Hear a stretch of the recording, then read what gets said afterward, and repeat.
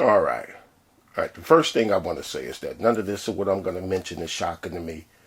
I'm not surprised. It's not surprising. I'm not caught off guard or none of that. None of this do I feel is coincidental either. Now, Donald Trump, for going on 5 years, he's been accused of being buddies with Vladimir Putin.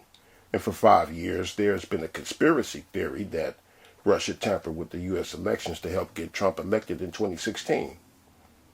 Now, these days, we see the war with Ukraine and Russia, and the Ukraine just so happens to be the country that Trump was trying a quid pro quo with in 2019 that led to an attempt at impeachment in 2020. And these days, I see a lot of conservatives who just so happen to be co-signing with Russia, depicting and describing Putin as an anti-elitist trying to stop the globalists from installing a new world order. Now, before Trump became president, and even while he was president, I've done many videos telling people what my issues were with the man. And on several occasions, I've told people what Trump aims to do and that he models himself after communist countries. And I've told people that one of Trump's aims was to have the cost of everything go sky high, and here we are. One of the videos I did, and it's on this channel, is titled Donald Trump, High Crimes and Misdemeanors. The date on that is December 29, 2019. There, I was talking about how Trump wants scarcity and how he was putting farmers out of business and a few other things he was doing to ensure that the price of everything goes sky high. Yes, I understand that Biden is president, but he wasn't president before these empty store shelves started popping up. The supply chain interruption started in 2020, and Biden wasn't president then. Trump was. But Biden is just here now to pull the trigger on it like he did with Afghanistan, which was another one of Trump's creations, right? Then, of course, we have Biden Jr. Hunter Biden is or was being investigated over his dealings with the foreign country that just so happens to be the Ukraine, right? And like I was saying, Putin is being championed as the one here to save us from the deep state. And one of the things that they're using to make such a claim is that the media is saying that Putin has discovered biolabs. But I'm thinking, no shit. Because how many countries don't have biolabs? And how many times has the presence of biolabs been used as a guise to invade another country? Like Saddam Hussein was said to have labs in Iraq, remember? Something else I look at with what's been going on with the Russia-Ukraine situation. And there's a lot been going on, matter of fact. Well, one of the things that came to mind. When Konstantin Ivanov tried to withdraw money from his Russian bank account at a cash machine in Bali, he quickly realised the transaction was blocked. The 27-year-old is one of the Russians abroad feeling the squeeze from economic sanctions, despite living far away from home.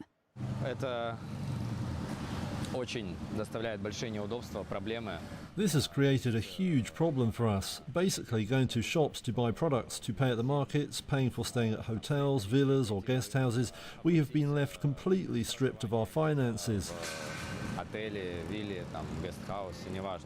It's like they have been completely frozen and we cannot use our finances at all over here.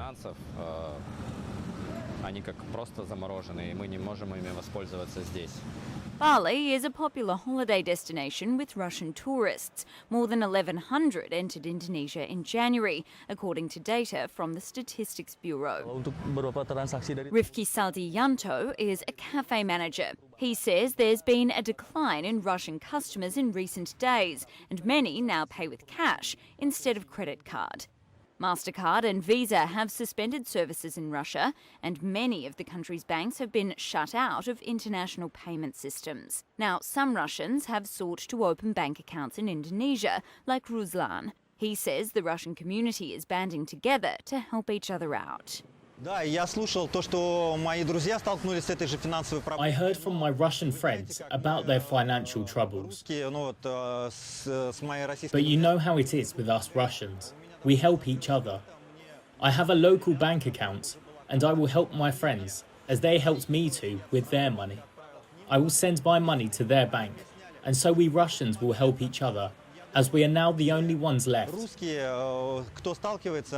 We have no one else to help but ourselves.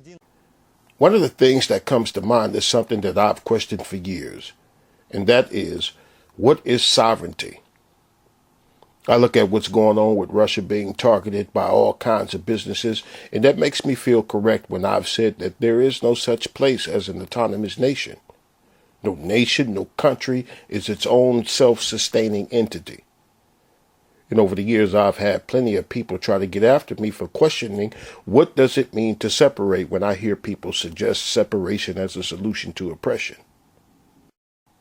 I've even questioned the idea of those who claim to desire an ethno-state.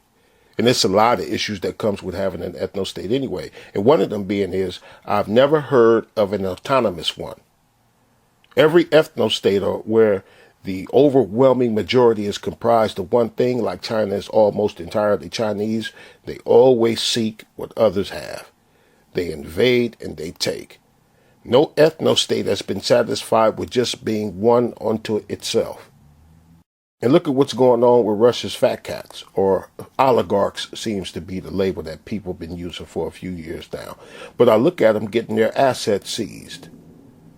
And that makes me feel, seeing that makes me feel correct in why I've questioned people's perception of what wealth truly is. Because how wealthy were you? How wealthy did you genuinely become when all it took was a few strokes from a banker's keyboard, and next thing you know, you woke up wondering what happened to all your stuff? And listen, I don't want nobody to get me confused as if I believe that sovereignty is supposed to mean that somebody can't come along and whoop your ass and take your shit from you. No, I don't think like that. I'm just asking, how can one have been sovereign, autonomous, secure, or even independent when all it takes is for someone to sign some papers to starve you out? So those was just a few things that I had on my mind about it. But as far as who's right and who's wrong and who are the heroes and who are the villains, I can't call it. Because all of it looks suspicious to me. You know what?